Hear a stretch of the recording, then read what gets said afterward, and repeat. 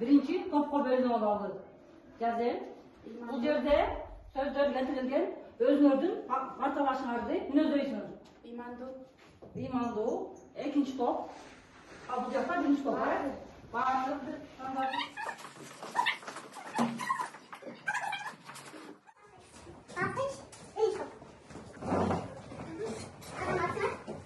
Балдар, азыр мен бирден каратам. Бул жерде абилиңерде мисалы азаматсың деген ар кандай сөздөр жазылган, анда тандооңуз бар. Азаматсың. Балдар, анда эмесе сабакты баштасаңар, бул жерде эмнени көрүп атасыңар? Ар кандай баклажкаларда жасалган нерселери, бул баклажкаларды уруп жибербестен ушундай аларга экинчи өмүр тартуулап бизге керектүү буюмдарды жасап алсак болот экен. Анда эмесе экранга көңүл бурсак. Бүгүнкү сабактын темасы таштандысыз дүйнө. Маанайыңар жакшыбы?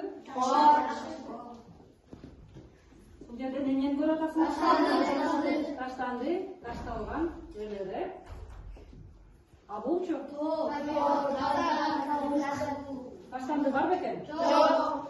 Кайсынысы жагып атат? Биринчи сүрөтпү же экинчиби? Экинчи сүрөт, Анда эмесе кийинки изилдөө. Топ башчылар, бул топтун топ башчысы ким болот? Айдеми, бул жактын топ башчысы Рабия. Кагазга суйдук. Кагаз биринчи болуп берилди. Упа менен.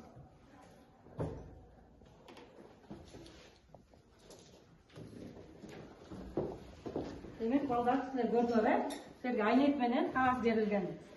Суу тамчылатканда кайсыңыз биринчи ажырады? Айнекти же кагазды? Кагаз деле лупа менен мындай көрсөк деле көрүнүп атат, кагаз биринчи ажырады. Анда эмесе экинчи экспериментке кезек берсек. Сууга көк чайдан саласыңар, ар бир топ, анан кийин салфеткалардан эзесиңер. Бул силердин көк чайыңар, салып эле кагаздан эзип.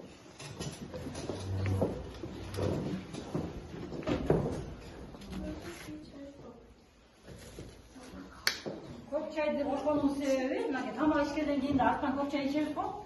Тамакты синергияга жардам берет көк чай. Бул жакта да ошондой көк чай кагаздын эзилишине жардам берет.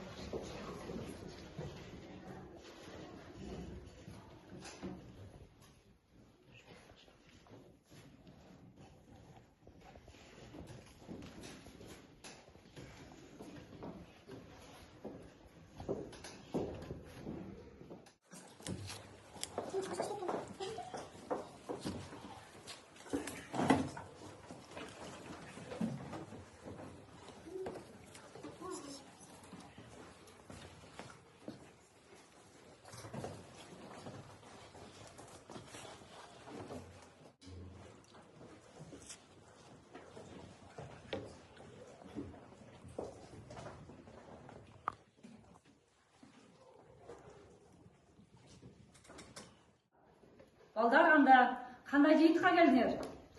Биз кагазды сулап чыгарып, биз кагазды ыргып жибербестен өзүбүз дүйнө буюм жасасак болот. Мисалы кардон жасасак болот, мындай. Муртка сала турган лоток жасап алсак болот экен.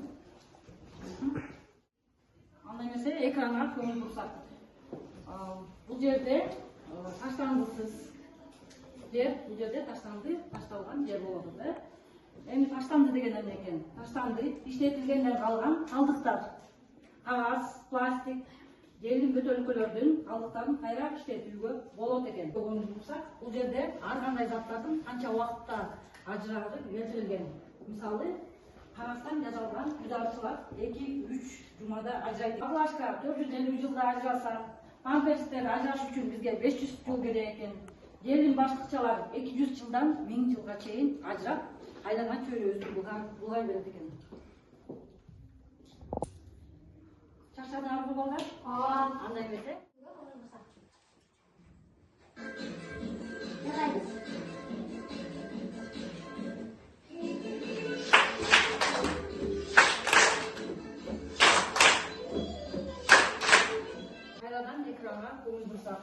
бул жерде базар эмнени көрүп атасыңар? Дейин башкачалар ташталган жерлерде. Коркунучтуу таштандыларга батарейка, аккумуляторлор кирет. Сорттолгон таштандыларды кайрадан иштетүүгө болот. Чогулган таштандылар таштанды полигонуна алып барып ташталат экен. Бул сүрөттө эмнени көрүп атасыңар? Жер таштандыга чөгүп таратканын көрүп атасыздар. Таштандыларды өрттөгөнгө болбойт. Таштандыларды өрттөгөндө канцерогендик, химиялык заттар абага бөлүнөт. Алар дем алуу органдарын, кан айлануу ооруларын, аллергияны пайда кылат экен. Бул жерде эмнени көрүп атасыңар? Таштанды, анын ичинде жердин бөтөлкөлөрү. Адам, кайерден адам көрүп атасыңар? Жердин бөтөлкөлөргө чөмүлүп калган. Эми коркунучтуу калдыктарга батарейка, аккумулятор, лампа, электрондук техникалар, таштандылар кирет. Бир батарейка 20 метр квадрат жерди керексиз кылып, 100 жылда ажырайт экен. Жер батарейкалардан кийин 30 жылдан кийин калыбына келет.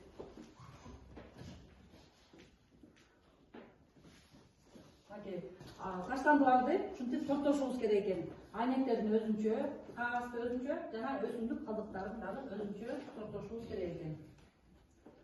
Бул жерде эмнени көрүп атасыңар? Таштандыны көрүп атасыңар. Бул жерде адам да жүрүп атат. Ит, мышык, чымчыктар бары, мындай жерлер ар кандай оорулардын, инфекциянын булагы болуп эсептелинет. Бул деле өзүбүз жашап аткан жерди ар кандай таштандыларга толуп калган. Таштандыны өрттөгөндөн чыккан газдар онкологиялык рак ооруларын пайда кылат. Жердин баштыктарды эко сумкаларга алмаштыруу керек. Эң таза өлкө Швейцария экен. Балдар жаттап калабыз. Ар бир адам күнүгө 1,5 килограммга чейин таштанды таштайт экен. Эң көп таштанды таштаган өлкө бул Канада. Кыргызстан булгануу боюнча 134 мамлекеттин ичинен 18-орунда турат. Эң кир өлкөлөргө Ирак, Индия, Индонезия кирет экен.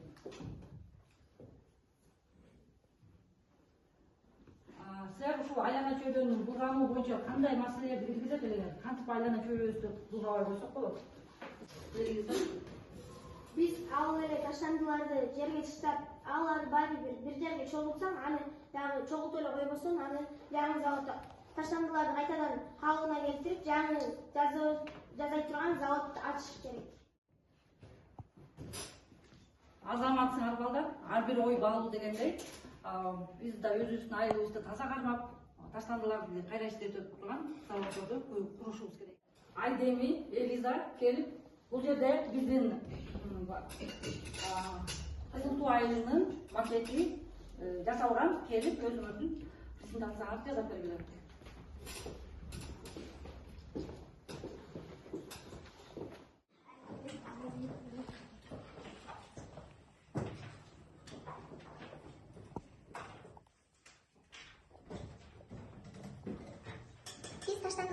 Biz айылыбызды таза кармаш үчүн таштандыларды жерге таштабашыбыз керек. Таштандыларды жерге таштабаш үчүн анткени биз таштанды челегине салышыбыз керек. Таштанды челегине салып, ал таштанды челектин ичинде толуп калбаш үчүн биз таштанды заводуна беришибиз керек.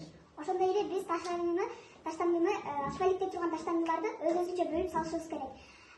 Үйдөгү мешти жаккандан кийин анын түтүнү, газы биздин абабызды бузат. Ошондой биздин абабызды бузуп, өпкөбүзгө зыян келтириши мүмкүн. Жерибизди, абабызды, суубузду таза кармашыбыз керек, жаратылышыбыз да, суубуз да таза болот. Ошондой эле биздин келечекте Кызыл Туу айылы таштандысыз жаркыраган айыл деп ушундай түрдө элестетебиз. Балдар, анда эмесе бүгүнкү сабак боюнча 2 топ жарышасыңар. 3 мүнөттөн убакыт берилет. Кайсы топ 3 мүнөттү толук колдонсо, бүгүнкү сабак боюнча ошол топ жеңүүчү болот. Даярсыңарбы? Анда эмесе биринчилерден болуп кайсы топ баштайт? Биринчи топ, Убакыт кетти. Биз таштандыларды таштабастан аларды биз мусор чакаларга таштап, көп оттор жакпай, мончо жакканда аларга өзүбүздүн абалыбызды булгап, биздин денсаулыгыбызга зыян келтирет. Жаныбарларга да зыян. Эже шишелерди жерге ыртпай бөлүп салыш керек. Анан таштандыларды жакпаш керек. Аба булгайт. Kulakçı kolum var. İkinci topa geldi. Kulak. Kulak getir. Биз таштандыларды жерге таштабай, аларды биз таза кармап, айыл устуда таза кармап, анан биз таштандыларды жерге таштагандын ордуна биз аларды заводторго берип, заводтордон алар кайтадан бизге жаңы нерселер жасап берет. Экскурсия чыкканда ар нерсени жакпай, өртөбөй жана таштандыларды таштабашыбыз керек. Өртөсөк токой кошо өртөнүп кетиши мүмкүн. Таштандыны таштасак биздин жерибиз булганып калат. Эми акминат жана батарейка таштасак, ал жерде өртөп туруп жаман болуп калган. Атсыңар, уақытты тура пайдаландыңар, эки топ тең жеңүүчүсүңөр. Ар бириңерге бирден ламинаттанган кагаз, маркер, жана ошондой эле тряпка берилди. Азыр бүгүнкү тема боюнча 3 суроо берем. Силер бул баракка жазып, жообун жазып, анан көтөрөсүздөр. Түшүндүңүзбү? Анда эмесе баштадык. Биринчи суроо. Эң таза өлкө кайсы? 1, 2, 3 көтөрөбүз. Калгандары?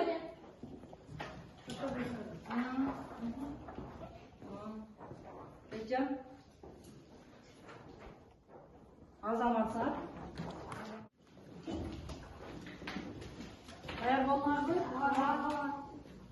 Бакылашка канча убакытта ажырайт экен? Бакылашка канча убакытта ажырайт? 1, 2, 3 көтөрөбүз. Азаматсыңар 450 жылда ажырайт экен. Кийинки суроого даярданабыз. Кийинки акыркы суроо. Эң кир өлкө кайсы? Эң кир өлкө. 1, 2, 3 көтөрөбүз. Тура Индия мамлекетинен азаматсыңар. Акыл таймаш оюнуна кезек келди. Ар бир топко коңгуроо берилет. Экранда суроолор чыгат. Жооңор даяр болсо, коңгуроону базасыңар. Түшүнүктүү?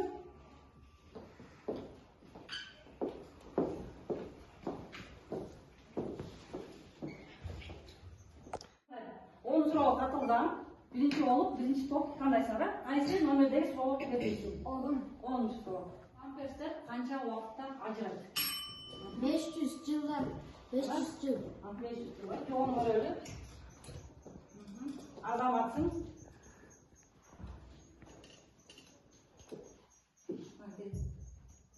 Бир тепкичке көтөрүлгөн. Кийинки болуп сен кандайсың? 5-чи суроо. Эң таза өлкө кайсы? Швейцария. Жоон көрөлү.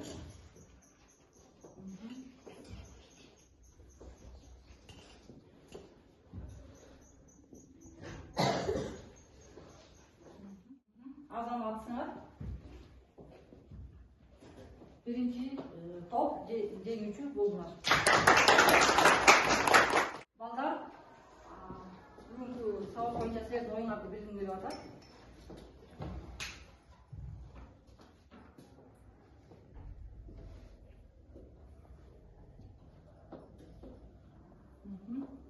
Сабак жакын десе жашылды баскыла, суроом бар десе сарыны, ал эми түшүнгөн жокмун десеңер кызыл өңдү баскыла.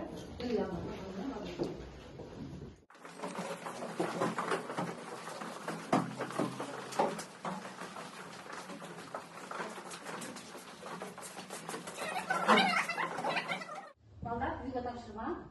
Таштандылар боюнча 1 минуттук видео чакырып келесиңер. Көңүл бургансыздарга чоң рахмат. Ушу менен бүгүнкү сабак аякталды.